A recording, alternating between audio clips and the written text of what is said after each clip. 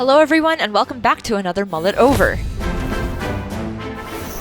In this episode, we tackle one of the terrors of ladder and the highest win rate class of the recent Masters Tour, Demon Hunter.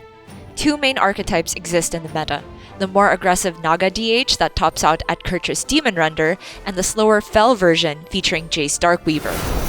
Naga DH was far more popular last weekend at the Masters Tour, so let's take a look at some of the mulls and plays on that deck from day 3. It's no surprise that Drekthar is the best card to keep, but in MSBC's situation against Cursed's Beast Druid, it's the setup leading up to turn 4 that's most interesting. MSBC knows that if he can be ahead on board by the time Drek comes down, the matchup is a lock. On turn 2, he could simply use Fel Barrage to clear the Trog, but he chooses to trade his Need for Greed and picks up Dread Prison Glaive to put Trog at 1. That's because he knows Fel Barrage can kill more than one minion if he waits. With Cursed's Druid list, there's no good way to buff Trog's health on turn 2. Instead, it's more likely to be protected by taunt minions. So by pre-damaging the Trog, MSBC guarantees that Fel Barrage kills it before it multiplies, and the pre-equipped Glaive makes the turn a perfect clear. Having a weapon charge is also ideal going into a Drekthar turn because it activates Puffer Fist and Battlesworn Vanguard if those are pulled. Here, MSBC gets the insane double Puffer roll, making Cursed concede on the spot, but I think any outcome would have won MSBC the game in the long run still. Vicious Slither Spear is of course also an auto keep, and it often justifies keeping a 2-cost spell to keep a fluid curve with the attack buff as an upside. We see Adair keep Spectral Sight in outcast position to follow up. It's a similar thought process when Sheena Mahiru keeps Chaos Strike, which is even more relevant when off-coin because there aren't any 2-drop minions in the list that he wants to play on curve.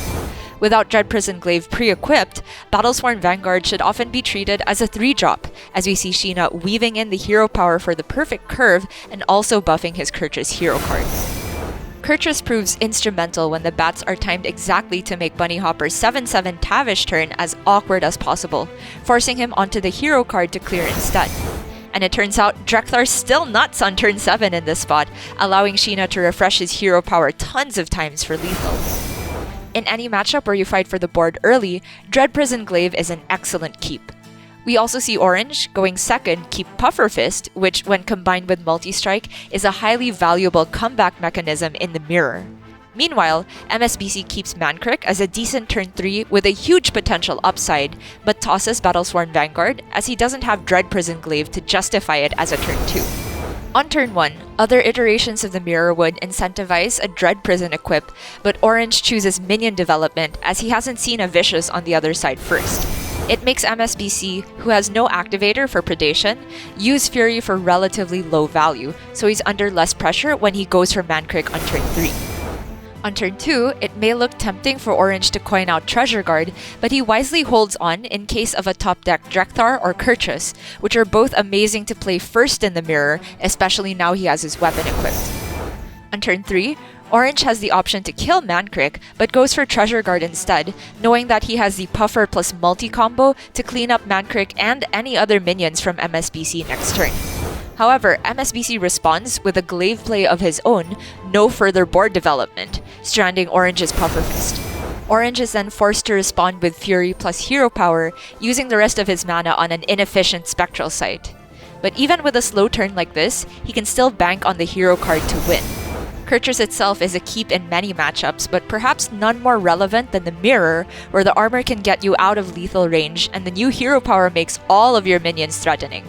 Coin Kurtrus for double value trades locks it out from here because the bats have too much health even for Puffer Fist to clear, and MSBC hasn't found his own Kurtrus. He did draw into Mankrik's wife though, which is game-ending in certain matchups when found early. That's why Mankrik is a decent keep even in aggressive matchups, as we see Youth go for against Aggro Druid.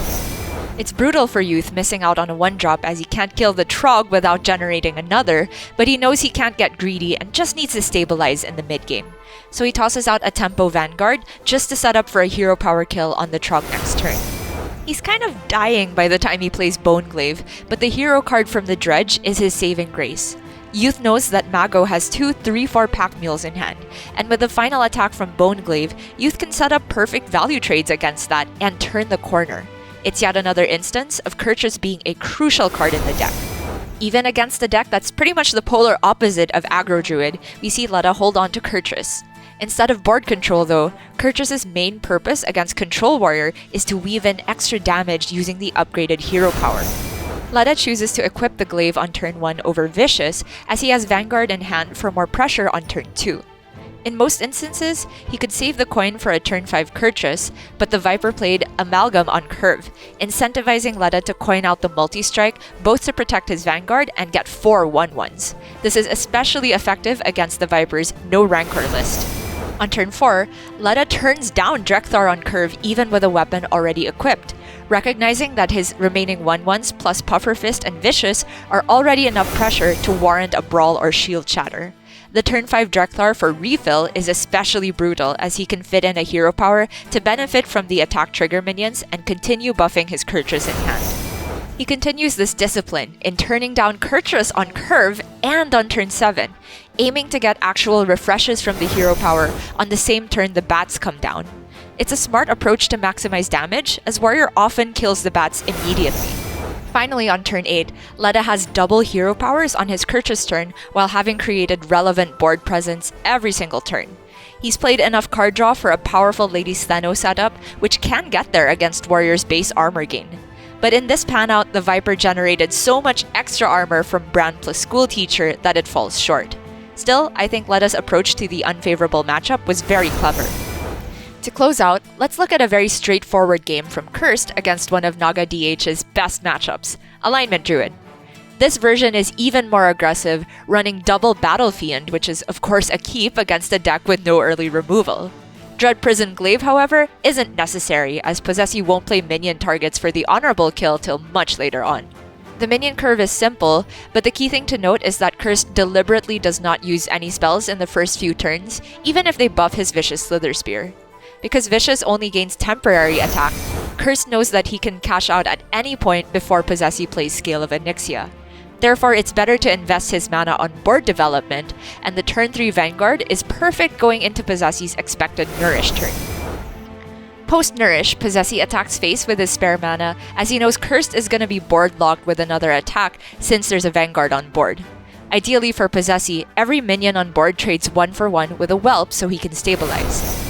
But Cursed realizes his board is getting blown up next turn, and so he finally uses the coin on Bone Glaive. He invests in weapon damage, knowing he has a clean 2-turn lethal setup even through Scale of Onyxia, making quick work of the world champion. And that's about it for Naga Demon Hunter.